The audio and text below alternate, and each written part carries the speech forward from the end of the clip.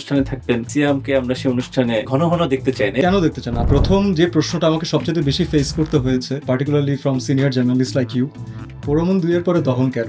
একজন দুজন মারার জন্য আসছে, আমি তাদেরকে ব্যাট নিয়ে তেড়ে যাচ্ছি, এগুলো কিন্তু স্ক্রিপ্টেড না। নতুন যারা আসে তাদেরকে একটা সুপ্রিম কিছুর মুখোমুখি হতে হচ্ছে, দ্যাট ইজ শাকিব খান। এবং এটা বলা হয় যে এখানে পলিটিক্স আছে, এখানে সিন্ডিকেট আছে।